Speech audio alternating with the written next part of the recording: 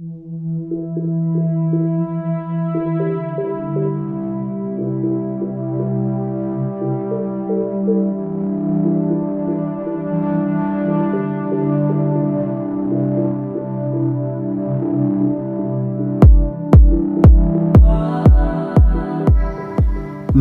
বন্ধুরা, mobile literatures library আজ আরো একটি অসাধারণ গল্প নিয়ে আপনাদের সামনে উপস্থিত হয়েছে। গল্পের নাম দাম। গল্পকার নারায়ণ গঙ্গোপাধ্যায়। স্কুলে কি বিভীষিকায় যে ছিলেন ভদ্রলোক। আমাদের অঙ্ক কষাতেন, আশ্চর্য পরিষ্কার ছিল মাথা। যেসব জটিল অঙ্ক নিয়ে আমরা ঘন্টার পর ঘন্টা পণ্ডশ্রম করেছি, একবার মাত্র তাকিয়ে দেখতেন তার দিকে, তারপরেই এগিয়ে যেতেন ব্ল্যাকবোর্ডে। খসখস করে ঝড়ের গতিতে এগিয়ে চলত খড়ি। হঠাৎ খড়ি ভেঙে গেলে বিরক্ত হয়ে টুকরো দুটো আমাদের দিকে ছুড়িয়ে দিয়ে তৎক্ষণাৎ আর একটা তুলে নিতেন। একটু পরেই আমরা রোমাঞ্চিত হয়ে দেখতাম ছবির মতো অঙ্কটা সাজিয়ে দিয়েছেন।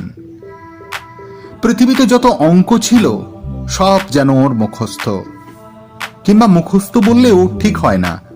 মনে হতো আমাদের অদৃশ্য অক্ষরে বোর্ডে আগে থেকেই কষা রয়েছে, অথচ উনি দেখতে পাচ্ছেন ঠিক, আর সঙ্গে সঙ্গে তার উপরে খড়ি বলিয়ে চলেছেন। অঙ্কে যারা 100-র মধ্যে 100 পায়, ওর ভয়ে তারাই তটস্থ হয়ে থাকত। আর আমাদের মতো যেসব অঙ্ক বিশারদের টেনে টুনে কুড়িয়ে উঠতে চাইতো না, তাদের অবস্থা সহজেই কল্পনা করা যেতে পারে। প্রকাণ্ড হাতের প্রচন্ড চর খেয়ে মাথা ঘুরে যেত, কিন্তু কাঁদবার জো ছিল না। চোখে এক ফোঁটা জল দেখলেই ক্লাস ফাটিয়ে হুঙ্কার ছাড়তেন। পুরুষ মানুষ হয়ে অঙ্ক পারিস নে, তার উপরে কাঁদতে লজ্জা করে না? এখনই পা ধরে স্কুলের পুকুরে ছুঁড়ে ফেলে দেব। তা উনি পারতেন। ওর চরের জোর থেকেই আমরা তা আন্দাজ করে নিয়েছিলুম। পুরুষ মানুষ হয়ে অঙ্ক পারে না, এমন অঘটন কল্পনাও করতে পারতেন না মাস্টার মশাই।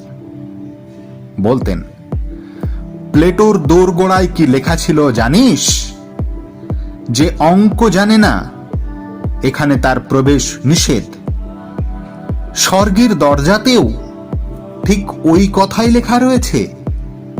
যদি সেখানে যেতে চাস, তাহলে স্বর্গের খবরটা মাস্টার মশাই কোত্থেকে জোগাড় করলেন তিনিই জানেন।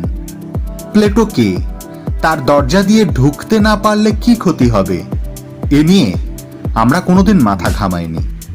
তাছাড়া যে স্বর্গে পা দিয়েই জ্যামিতির এক্সট্রা কষতে হবে কিংবা স্কোয়ার মেজারের অঙ্ক নিয়ে বসতে হবে, সে স্বর্গের চাইতে লক্ষ যোজন দূরে থাকাই আমরা নিরাপদ বোধ করতাম।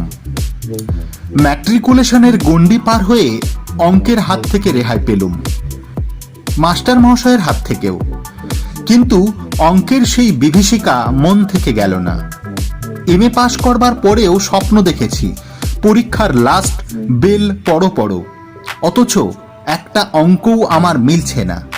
মাস্টার মশাই গার্ড হয়ে একবার আমার সামনে এসে দাঁড়িয়েছেন, দু চোখ দিয়ে তার আগুন ঝরছে, দাঁতে দাঁত ঘষে বলছেন, মাথার উপর ঘুরন্ত পাখা সত্ত্বেও ঘামে নিয়ে আমি জেগে উঠেছি।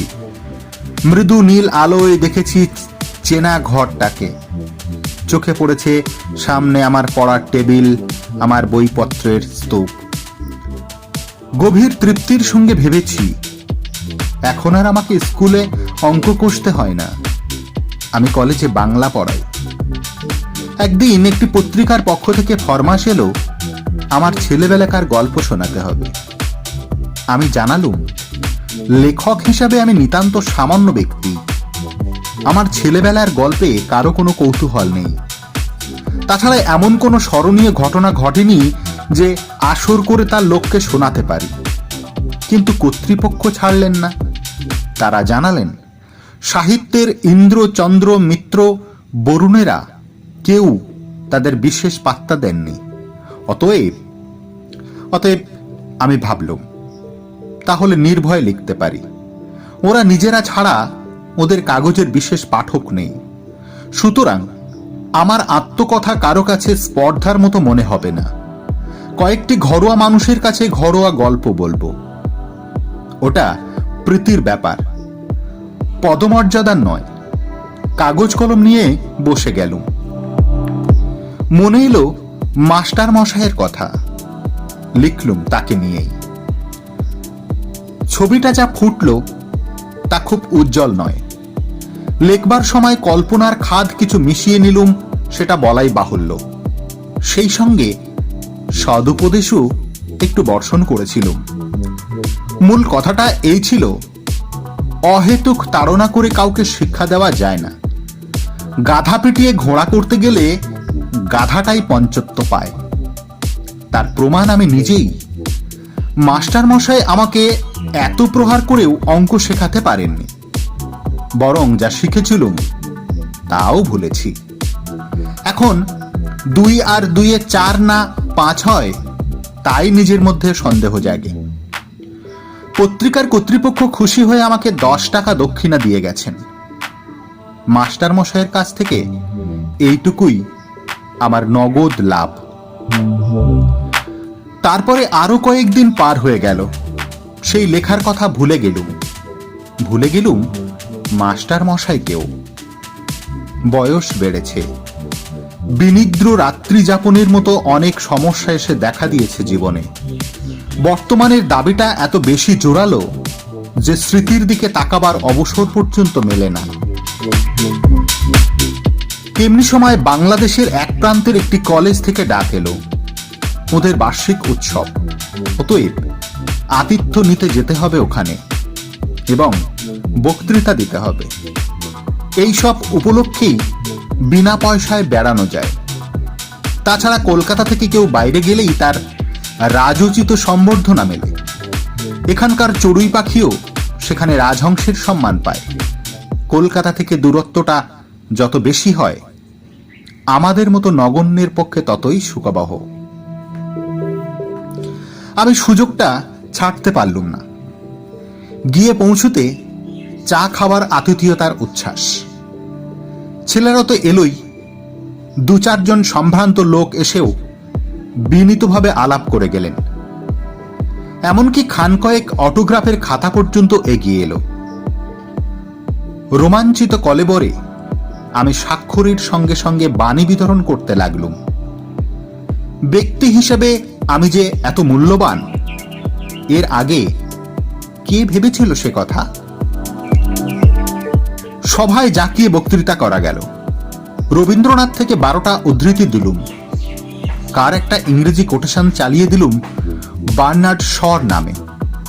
শেষে দেশের তরুণদের নিদারুণভাবে জাগ্রত হতে বলে যখন টেবিলে একটা প্রকাণ্ড কিল মেরে বক্তৃতা শেষ করলুম, তখন অল্পের জন্যে ফুলদানিটা রক্ষা পেল। আর হলো ফাটানো হাততালিতে কান বন্ধ হওয়ার জো। বুড়ো প্রিন্সিপাল পর্যন্ত মুগ্ধ হয়ে আমাকে বললেন, ভারী চমৎকার বলেছেন আপনি। যেমন সারগর্ভ তেমনি সুমধুর। আমি বিনীত হাসিতে বললুম, আজ শরীরটা তেমন ভালো নেই, তাই মনের মতো করে বলতে পারলুম না। পাশে দাঁড়িয়ে থাকা ছেলেরা বিস্ময়ে চোখ কপালে তুলল। শরীর ভালো নেই তাতেই এরকম বললেন স্যার? শরীর ভালো থাকলে তো, অর্থাৎ প্রলয় হয়ে যেত। আমি উদার হাসি হাসলুম, যদিও মনে মনে জানি এই একটি সর্বার্থ সাধক বক্তৃতাই আমার সম্বল। রবীন্দ্র জন্মোৎসব থেকে বন মহোৎসব পর্যন্ত এটাকেই এদিক ওদিক করে চালিয়ে দিই। স্তুতিতে স্ফীত মনে চায়ের পেয়ালায় চুমুক দিয়েছি। এমন সময় একটি ছেলে এসে খবর দিল, এক বুড়ো ভদ্রলোক আমার সঙ্গে দেখা করতে চান। প্রিন্সিপাল বললেন, বেশ তো, ডেকে আনো এখানে। ছেলেটি বললে তিনি আসতে চাইছেন না, বাইরে মাঠে দাঁড়িয়ে রয়েছেন। আমার বক্তৃতায় নিশ্চয়ই কেউ অভিভূত হয়েছেন। আমাকে অভিনন্দন জানাবেন। এই অভিজ্ঞতা আগেও হয়েছে। সুতরাং দাক্ষিণ্য পুলকিত চিত্তে আমি বললুম, আচ্ছা চলো, আমি যাচ্ছি।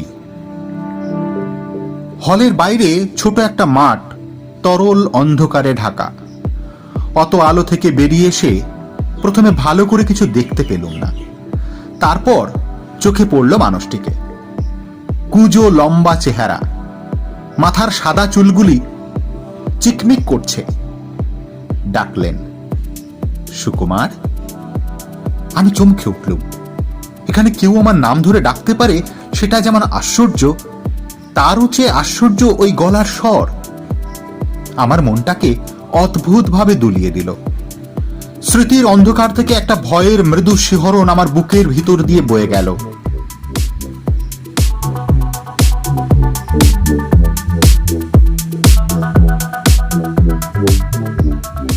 আমাকে চিনতে পারছো না সুকুমার?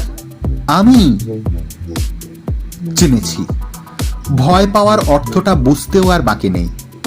ওই ডাক শুনে ছেলেবেলায় বহুদিন আমার গায়ের রক্ত হিম হয়ে এসেছে। জানি এখনই একটা ভয়ঙ্কর চড় আমার পিঠের উপর নেমে আসবে। সেই ভয়টার কঙ্কাল লুকিয়েছিল মনের চোরাকুটিতে। ওই স্বর বিদ্যুতের আলোর মতো তাকে উদ্ভাসিত করে তুলেছে। আমার মাথা তখনই ওর পায়ে নেমে এলো। মাস্টার মশাই, আপনি? মাস্টার মশাই বললেন, বেঁচে থাকো বাবা, যশস্বী হও। রিটায়ার করার পর এখানে এসেই মাথা গুঁজেছি, বাড়ি থেকে বেরোই না। আজ তুমি বক্তৃতা করবে শুনে ছুটে এসেছি। খুব ভালো বলেছ সুকুমার, খুব খুশি হয়েছি। কিন্তু আমি খুশি হতে পারলুম না। বিজ্ঞানের ছাত্র ছিলেন মাস্টার মশাই।